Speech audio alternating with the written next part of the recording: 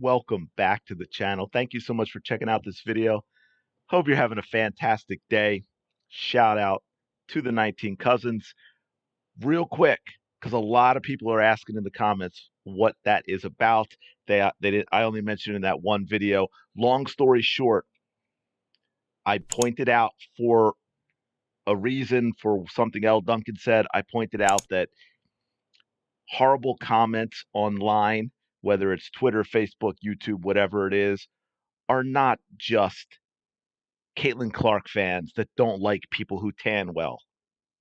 And I pointed out one of my own that was really nasty at where a guy threatened physical violence and then came back with a second comment thinking it would hurt my feelings by saying the only one that views my YouTube channels, my 19 cousins, which became a joke of that's the 8,500 of you that are subscribed and the many more that haven't yet, but will, who view the videos. That's where it came from. That's all it is. We're just having a laugh at some idiot's expense. But anyway, let's dig into this because this is really cool. Oh, bear with me for a second. I got to let you know about this. I almost didn't get to this video because I was worn out. I made the mistake of jumping into a Twitter spaces, X spaces, whatever you want to call it, that had Cheryl Swoops in it. Oh my God. That hurt so much. She lied. Again, she's clearly a pathological liar. She didn't address her previous lies. She deflected. She blamed Caitlin Clark's behavior for what Kennedy Carter did to her with that hit. It turned out that these spaces, I mean, this is crazy, disturbed stuff. The spaces was really just for a whole bunch of people to attack a 22-year-old basketball player who's popular while saying vicious, vile, hateful things about her fans. That is all it was. And Cheryl Swoops was in it, and she was a part of it. Clearly, the WNBA has simply been a social mean girls club for almost 3 decades. It has no idea how to handle actual sports fans who are now watching and discussing the WNBA the way they have always done with other leagues and other players, where you can have battles and discussions about who's better and this and that, and it's all perfectly normal. I don't think any of these people are fans of other sports because I just can't see them surviving rooting for other sports teams and athletes and getting into those conversations. Those conversations would break their brains. I mean, look, no professional sports league has ever had the advantages at launch that the WNBA has had thanks to the NBA. And they've proceeded to squander it and lose millions of dollars every single year. Any other league that did that would have folded a long time ago, but the WNBA has been allowed to exist and lose money for almost 3 decades thanks to the money of the men of the NBA. So, excuse us if we don't feel like listening to you, the old guard and the gatekeepers of the WNBA. Because really, who are you? Anyway, let's dig in. Sorry, I had to get that out. Caitlin Clark, this smiling human right here, Eastern Conference Player of the Week for the second week in a row, back to back, and really it should be third. She should have gotten the one going into the break, not Sabrina Ionescu. We all know that. The only other player to do this, of course, is Asia Wilson, which is one reason I wanted to make sure I got this video out tonight because it's a perfect follow for my previous video. If you haven't checked that out yet, on a deep dive into this idea that Asia Wilson's the unanimous MVP is simply media nonsense.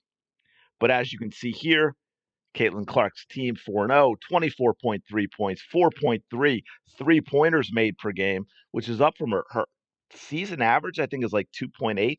It might be a little higher now because of the last couple of games. 9 assists, 5 rebounds, 1.3 steals. And as we know, in her last 5 games, it's still 24 points. It's 8.8 assists, 5 rebounds, 1.2 steals. She's shooting so much better. 20 of 49 from three, almost 41%, almost 58% from two, 19 of 33. And by the way, we of course are going to give a shout out because she could have easily gotten player of the week as well. And that is Kelsey Mitchell, who has also been on an unbelievable run, shooting lights out the last 5 games. I mean, 8 of 17, 10 of 23, 8 of 14, 9 of 13, 12 of 22. Point totals 21, 29, 23, 23, 36. She is balling out. She deserves her accolades. And of course, she gets them from Fever fans, without a doubt. Let's make no mistake about that because, and the reason I say that is because there's another thing that's twisting, folks, and you can find them on Twitter where if you look back, you had a lot of WNBA fans, especially Chicago Sky fans, saying how terrible Mitchell was. She didn't deserve to be on the All-Star team and blah blah. And those same people now are saying she's the reason the Fever are winning. It's not Caitlin Clark, it's Kelsey Mitchell, because of course they can't give Caitlin Clark credit, and they also want to divide Kelsey Mitchell and Caitlin Clark, and it is just ridiculous. I'm gonna see if I can get away with playing this because this is a short clip that goes with the player of the week. I don't know what's scarier to the opponents, Caitlin Clark smiling or Caitlin Clark enraged. Oops, where are you going? Obviously, that's a deep fake because we know Caitlin Clark. Another deep fake because Caitlin Clark does not have handles. She's not quick. She can't create her own shot. So this AI stuff is getting really, really good. Oh, whoops, more broken ankles. Man, I tell you, Alyssa Smith, oh, Dijon the Mustard got toasted. Alyssa Smith just drives me absolutely crazy.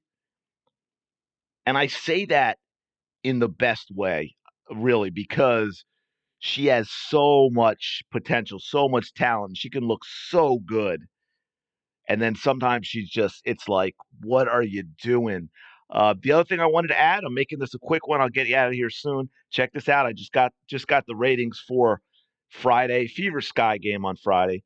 Most watched Ion game in network history. You know that channel people can't even find, averaging 1.6 million viewers, peaking at 1.92 million viewers.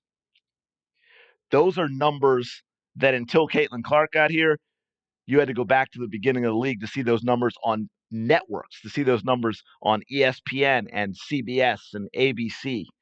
By the way, the Fever, part of all of the top 5 viewed games on the network this season, which have all been over 1 million. Can I click on this so you can see the whole thing? All right, it's a little smaller, but now you can see it. Now, one thing I wanted to point out, Ben Daniel, the Ben Daniel podcast, and I were actually going back and forth on this because there was some weird wording, and we wanted to get it right. Now, we think this number is slightly off because in the Dallas-Fort Worth area, you could not watch the Fever game.